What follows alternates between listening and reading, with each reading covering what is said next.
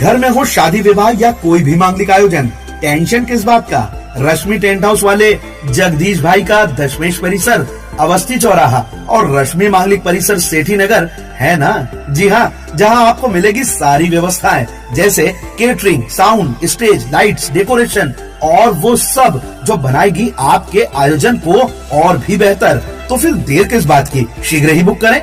संपर्क जितेश कपूर 9770434886, नितेश कपूर 9827537488। खंडवा में इसी प्रकार 6 दिसंबर बैंगलोर के लिए हम लोग 4 दिन पहले ही चले गए थे और दिल्ली में रहे। वहाँ मेरे साथ ग्रामीण क्षेत्र के लोग भी थे, महिलाएं भी थी कुछ, और सभी लोग साथ में थे।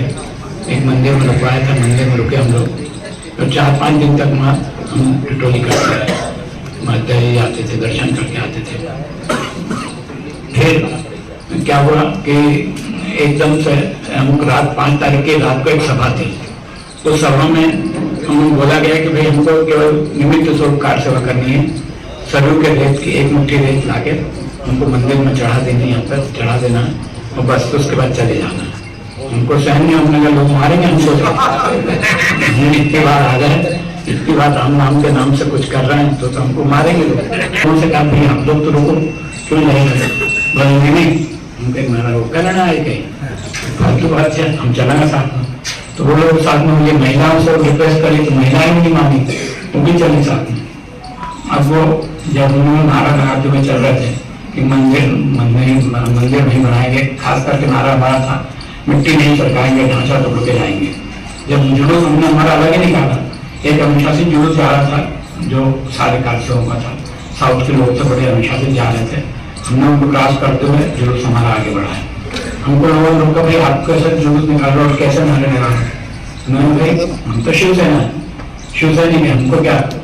तो शिवसैनिक बोल दिया तो उन्होंने रुका भी नहीं, लोग पूरी तरह से कोई नारा लगाते हुए चले गए और बाकी ढांचे गाँव पहुँच गए। और 5-7-10 मिनट में ही वहाँ पे वो रेलिंग लगी हुई थी पाइपों से पूरा बंद था, पूरा फेंसिंग की हुई थी, शुरू कर दिया। बहुत लोग आ गए, लाखों लोग थे।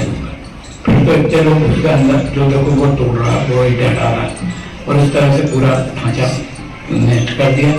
उसके बाद मंदिर के लिए हमने थोड़ा सा गड्ढा खोदा और फिर चले गए थे यहाँ से।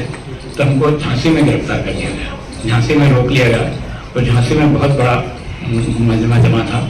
हाई स्कूल ने लोगों को गिरफ्तार करके रखा था, हम लोगों ने जुलूस पे निकाला था। फिर आखिर में 2-3 दिन तक जब वहाँ रहे तो वहाँ के लोगों ने सेवा चार्ज करना चालू कर दी हमारी। हमको सुबह से चाय लाते थे, सुबह से दूध चाय की व्यवस्था हो जाती थी, नाश्ते की व्यवस्था हो जाती थी। आपको सरसों का तेल लेकर आते थे पैरों की मालिश के लिए। हमको बड़ा बेकार लगा, साला करा कुछ नहीं, हम पड़े हैं बस यहाँ पे, सहन नहीं हो रहा था। तो हमने फिर एक दिन सुबह चाय पी रहे थे, हमने हमारे साथ एक महाराज जी संतोष गिरी महाराज भी थे साथ में, उनके नेतृत्व में हमने जुलूस निकाला, लगा दिए। जब बना वो कटवे काटे जाएंगे, राम नाम चल रहा है, इस तरह की एक हरकत हो गई। तो देखते देखते वहाँ कर्फ्यू लग गया। और जब अयोध्या जाने की बात आई 90 में, तो हमको मना कर दिया घर वालों ने कि तुम छोटे हो अभी, तुम में जाना नहीं।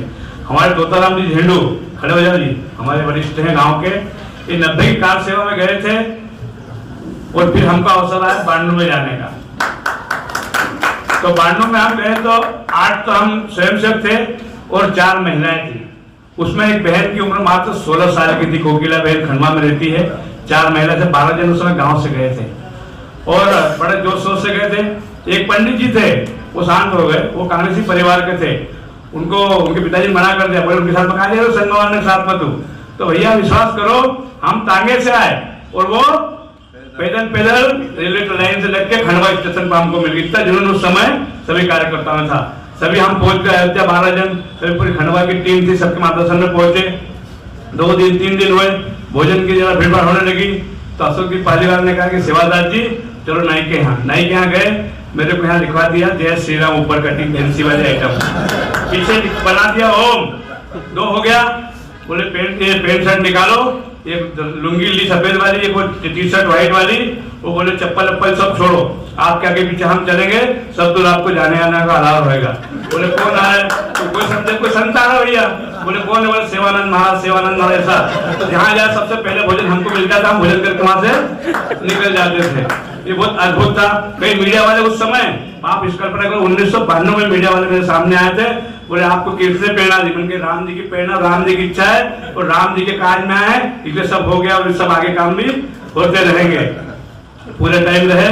और जब हम तो स्वयंसेवक थे सारे, उन्हें बोला भिंड बनाने कार्यकर्ता थे, उन्होंने कहा कि क्यों भैया क्या करोगे 6 तारीख को? मैंने कहा जैसा संगठन बोले वैसा करेंगे भैया।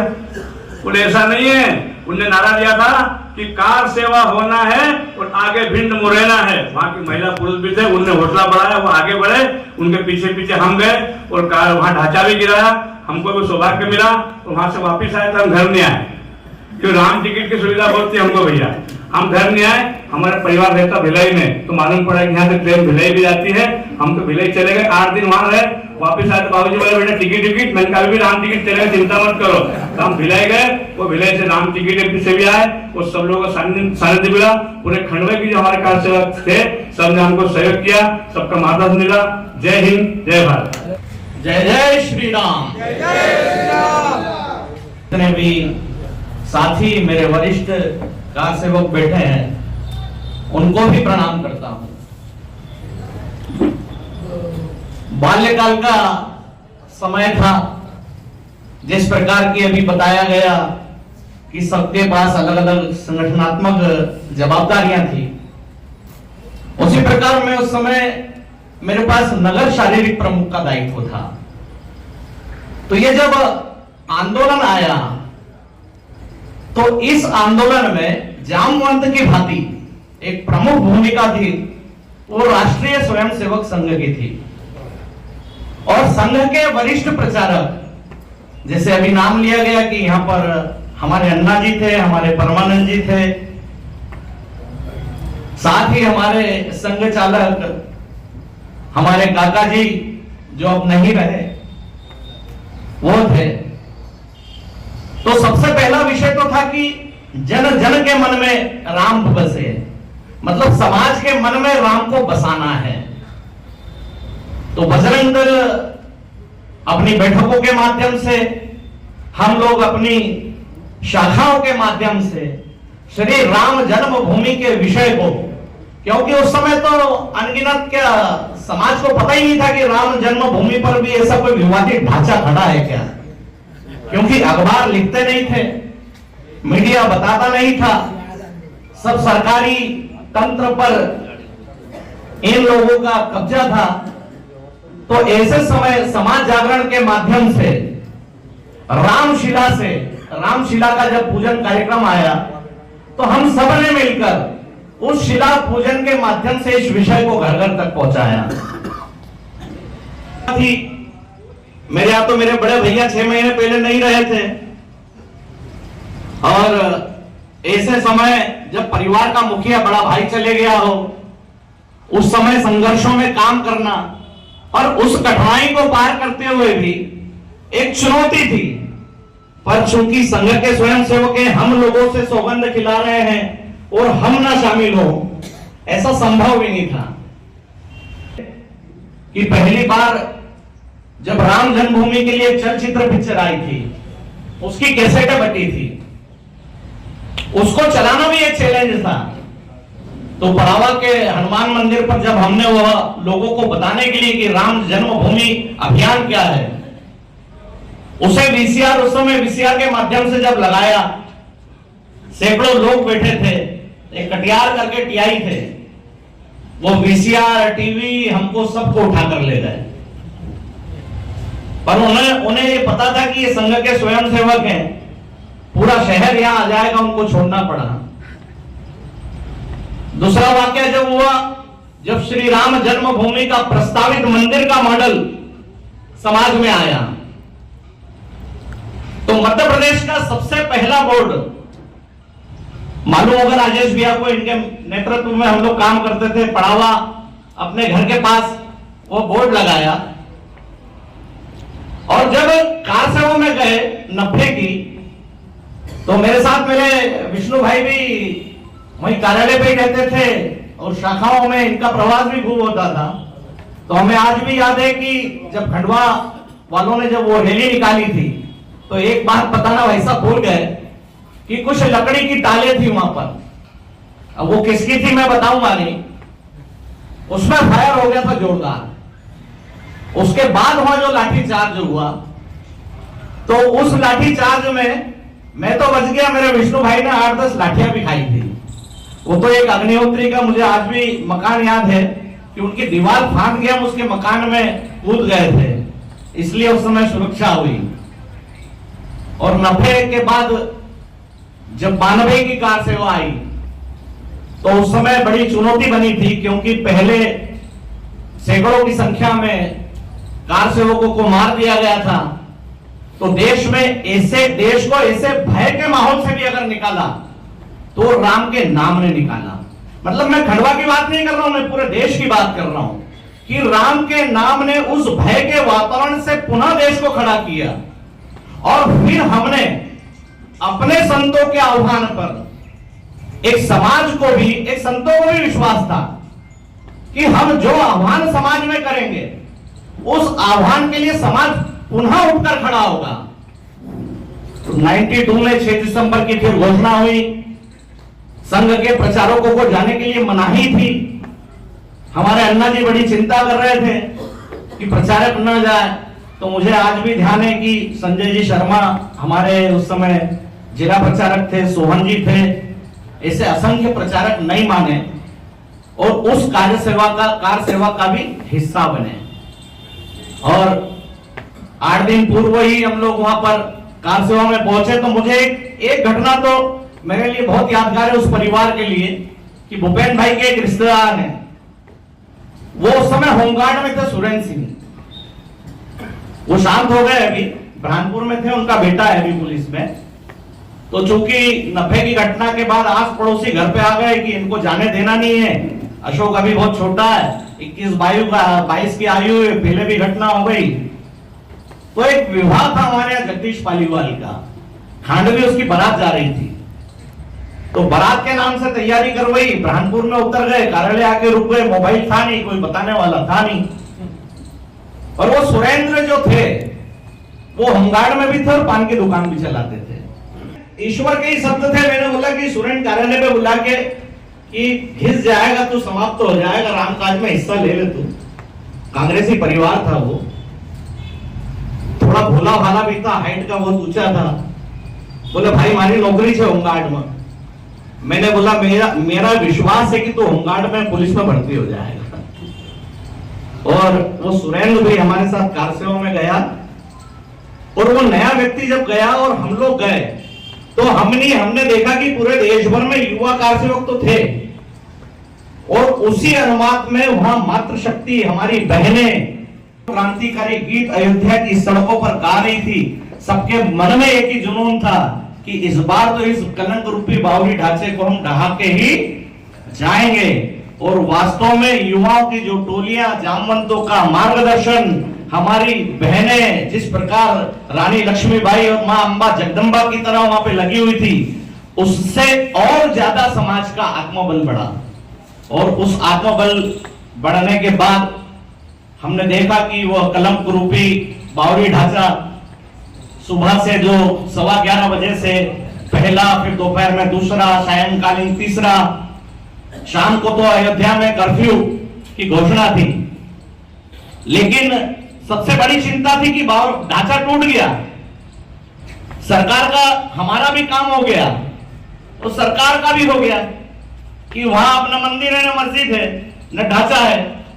तो कार सेवकों में जो हमारे वरिष्ठ थे उनकी दूरदृष्टि की जब तक कि पूरे अयोध्या को चारों तरफ से सील कर दिया कार सेवकों ने कि अंदर कोई फोर्स अतिरिक्त नहीं आ पाए, और जब तक कि वहां पर रामलला का चबूतरा बनकर वहां पर रामलला की वापस मूर्तियों की स्थापना नहीं हुई, वहां से कोई हटे नहीं। और उसके बाद ही हम सभी ने वहां से आना प्रारंभ किया।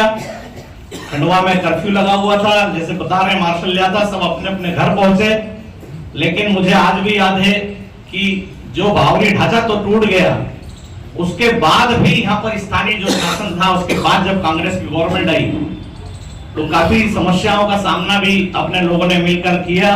आप सब बधाई के पात्र हैं कि हमने जो बचपन में जो कस्में खाई सौगंध निभाएंगे, मंदिर भव्य बनाएंगे, हम सबकी कस्में अपने सामने हम पूरी होती हुई देख रहे हैं। यह ईश्वर की इच्छा से होता है, यह काम उसने हमें निमित्त बनाया। हम उस ईश्वर को बार बार प्रणाम करते हैं कि ये ईश्वर, हमने जो मार्गदर्शन करके समाज में जो आह्वान किया, समाज को जो खड़ा किया, हम सब ने मिलकर किया, हमने जो सौगंध खाई वो सौगंध आपने हमने पूरी की, तो हम तो उस ईश्वर का आभार मानते हैं कि उन्होंने हमें हम सबको निमित्त बनाया। आज हम मंदिर बनता हुआ देख रहे हैं। ये राम मंदिर नहीं, ये राष्ट्र मंदिर है। और जिस तरह आपने उस समय एक नारा और लगाया था, अयोध्या तो जाकी है, मथुरा काशी बाकी है। हम शीघ्र ही हमारी मथुरा का वैभव भी पुनः अपनी इन्हीं आंखों से बढ़ता हुआ देखेंगे। हम पुनः अपने काशी का वैभव भी इन्हीं आंखों से अपन बनता हुआ हम देखेंगे। आप सभी को ढेर सारी शुभकामनाएं कि हम सब ने राम काज में गिलेरी के रूप में काम किया। भारत माता की जय। क्या देखा, क्या आपका अनुभव रहा? ये भगवान श्री राम के लिए अपने आप में एक अंदर से आत्मा जागृत होती है और ये संस्कार है हमारा। और उस बात को लेकर जब ये गली गली मोहल्ले मोहल्ले जब चर्चा हुई और अयोध्या की ईंटों को लेकर हम गांव गांव घर घर दर्शन करवाए लोगों के, वो ईंटों को ले जाकर श्री राम मंदिर बने, उसकी एक भावना लोगों के मन में जागृत हुई। और रथ यात्रा के माध्यम से जो एक बड़ा माहौल बना है, आदरणीय आडवाणी जी की रथ यात्रा, आदरणीय हमारी वसुंधरा जी की यात्रा, उमा भारती जी की यात्रा, और उन सबको लेकर जो देश में एक बड़ा माहौल बना, उसको लेकर हम सबके मन में भी एक जागृति थी कि वहाँ पर राम मंदिर बनना चाहिए। और उसको लेकर जब यहाँ से शुरुआत हुई जाने की, तो हमारे स्वर्गीय हुकुमचंद जी यादव, स्वर्गीय अमृतलाल तारवाला जी, लोकेंद्र सिंह जी तोमर और ऐसे हम सभी प्रमुख लोग उस समय हम यहाँ से निकले। और पहली बार जब हम यहाँ से निकले 90 में, तो हमको पहले ग्वालियर में रोका गया।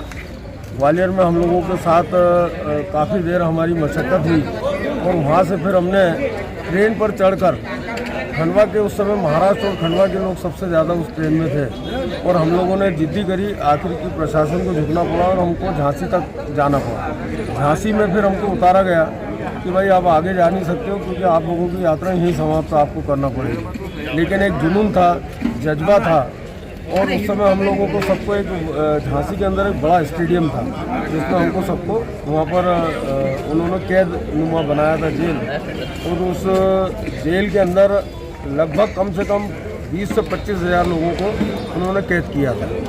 लेकिन 2 दिन 3 दिन बाद हमको ऐसा लगा कि हम इसके लिए नहीं आए, हम तो राम मंदिर निर्माण के लिए निकले हैं, और यदि हम ऐसा यहाँ पर बैठे रहेंगे तो मंदिर निर्माण तो होना ही नहीं है। हमने उस स्टेडियम के ताले तोड़े, और ताले तोड़कर हम जब झांसी में निकले तो हमारी वहाँ पर अरेस्टी फिर से हुई और वापस हमको ट्रेनों में बैठाकर रवाना किया। ये 90 की घटना। उसके बाद 92 में हम फिर यहाँ से तैयारी की, वो बलिदानी जत्थे के नाम से हम सब लोग निकले कि अब या तो मंदिर बनाने के लिए हम यहाँ से निकले हैं, चाहे जान चली जाए, लेकिन घर जब भी आएंगे जब हम वहाँ का मंदिर निर्माण की प्रतिक्रिया को चालू करके आएंगे। और हम सब वहाँ पर पहुँचे। उस समय हमारे साथ वरिष्ठ नेता हरिहर चटकले जी, राय डोंगरे जी, हेमंत रायकर जी, रघु भाई, हीरू भाई, हुकुमचंद जी यादव, ऐसे अनेक नेताओं के साथ हम यहाँ से निकले। साथ में खंडवा से बहुत सारे सामाजिक संगठन भी और विश्व हिंदू परिषद, बजरंग दल, ऐसे सभी लोग साथ में निकले थे और हम सब वहाँ पर पहुँचे। और जब वहाँ पर भाषण चल रहे थे तो खंडवा की एक टीम अलग से अयोध्या, मतलब उस ढांचे के पीछे साइड में हम लोग सब खड़े थे, इंतज़ार कर रहे थे कि कब आदेश मिले। तो वहाँ पर एक नारा चला था जो आज तक एक टीवी पे चलता है, हर 6 दिसंबर पे हमको बड़ा गर्व होता है कि हम सब उसमें एक साथ दिखते हैं। उस समय जब चला था तो वो ये था कि हम मट्टी नहीं खसकाएंगे, ढांचा तोड़ कर जाएंगे। तो ये आज भी हमारे लिए गर्व की बात है। और आज हम सबको यहाँ पर बुलाया हम बड़े भाग्यशाली हैं कि जिस ढांचे को तोड़कर मंदिर निर्माण की बात भारतीय जनता पार्टी के संकल्प पत्र में था, आज वो निर्माण नहीं, अब तो वहाँ पर राम जी की मूर्ति की स्थापना हो रही है। हम सब भाग्यशाली हैं और ये संस्कृति देश है और आज पूरा देश उस पर गर्व कर रहा है। खंडवा का ऐसा योगदान था कि सभी ग्रामीण और शहरी और अनुसांगिक संगठन जो एक जवाबदारी के साथ में, योजना के साथ में सब अपने अपने घरों से निकले और 29 नवंबर से ही जाना प्रारंभ अयोध्या हो गया था और हम लोग तकरीबन 300 कार्यकर्ता 29 नवंबर को यहाँ से ट्रेन में निकल चुके थे, जिसमें विद्यार्थी परिषद के कार्यकर्ता, विश्व हिंदू परिषद बजरंग दल के कार्यकर्ता और भी स्वयंसेवक थे उसमें, और अन्य भी जो हिंदुत्ववादी थे, ऐसे लोग जो राम जन्मभूमि के लिए जो आंदोलन चल रहा था उस आंदोलन में अपना सहयोग करने के लिए और यहाँ से पहुंचे थे, जिसमें हमारे बीच में पूर्व महापौर अपना वीर सिंह जी हिंडोन भी साथ में थे और बढ़िया यहाँ से हमको जाने में करीबन 3 दिन लगे और वहाँ जाने के बाद में वो सारी व्यवस्था अलग अलग प्रांतों की वहाँ पे अयोध्या के अंदर अलग अलग की गई थी, जिसमें वहाँ पे रहने के बाद में और सुबह शाम भाषण होते थे, जिसमें अशोक जी सिंघल, साध्वी ऋतुम्बरा जी और विनय जी कटियार और अन्य आचार्य धर्मेंद्र जी और भी वक्ताओं के होते थे बौद्धिक, और वहां से पूरे कार्यक्रम को संचालन करने के लिए वो मंच से तकरीबन 8 से 9 लाख पब्लिक को वहां से करते थे। और ऐसा करके 6 दिसंबर को भी वहां पे यही हुआ और उन्होंने जब वहां से भाषण चल रहे थे, लेकिन कार सेवकों का एक आपा खो दिया कि अब कब तक हम लोग यहाँ पे कार सेवा करते रहेंगे कि सरयू से एक मुट्ठी रेत लाना है और इसमें डालना है। उन्होंने किसी की नहीं मानी और एकदम से उन्होंने हमला कर दिया और अलग अलग तरीके से उस पर भीड़ गए, जिसके हाथ में जो मिला, और कुछ कार्यकर्ता वहां पे जिनके पास हथियार भी थे, जिन्होंने बाजू में एंगल जो लगे थे उसको सुरक्षा के लिए वो भी उखाड़ के उसी को औजार बना के उसी से बावरी ढांचे को उन्होंने तोड़ना स्टार्ट कर दिया। इसी प्रकार से वहां पे करीबन 7 घंटे तक इसका ये कार्यक्रम चलता रहा। 7 घंटे में अलग अलग जिले वाले अपनी टोली बना के जाते रहे, जिसकी जैसी जरूरत पड़ती रही वैसे आदेश मिलते रहे और उसमें कार सेवा करते रहे। वहां पे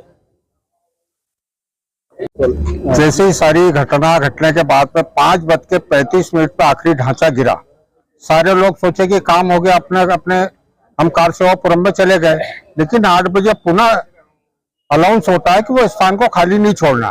तो हम लोग भोजन करके फिर आए वहां रात में, और रात में वहां खुदाई हुई, करीबन 5.5-6 फीट की दीवार खुदी गई, मतलब उठाई गई, और सवेरे 4:30 बजे के लगभग जो भगवान राम का आसन निकाल लिया गया था तोड़ते क्रम, उनको वापस स्थापित किया। और 5 बजे आरती हुई और आरती होने के बाद प्रसाद बांटा। उसके बाद में करीबन 6:30 बजे 3 मिलिट्री के अधिकारी आए, उन्होंने वो जाने की जिद करी, हम लोगों ने जाने नहीं दिया। फिर अधिकारियों से संपर्क किया, भी इनको जान दे, तो बोले जाने दो। फिर उन्होंने बोला भाई आपको जो करना था आपने कर लिया, सिर्फ हमको देखना।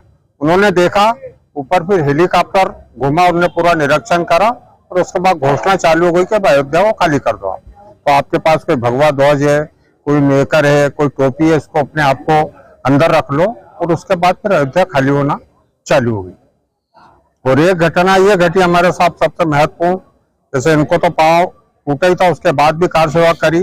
और वहां से मेरा अयोध्या से इलाहाबाद का रास्ता मात्र 4.5-5 घंटे का था, लेकिन हमको 30 घंटे लगे, क्योंकि जगह जगह हमारी गाड़ियों का पथराव हो रहा था।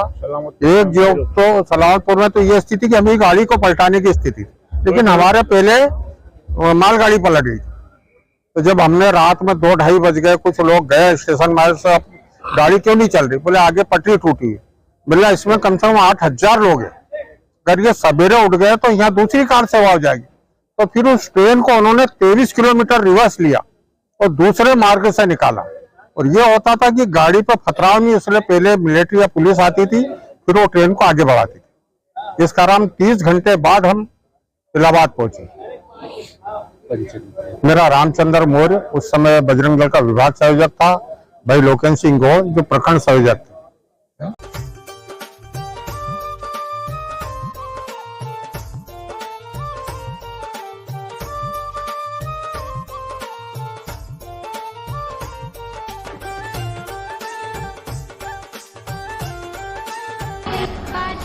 नारी की सबसे पहली पसंद स्वर्ण आभूषण। और जब स्वर्ण आभूषण की बात हो तो हमारे शहर का सबसे विश्वसनीय नाम सुभाष ज्वेलर्स, जिसे आपके प्यार और विश्वास ने बनाया है सबसे खास।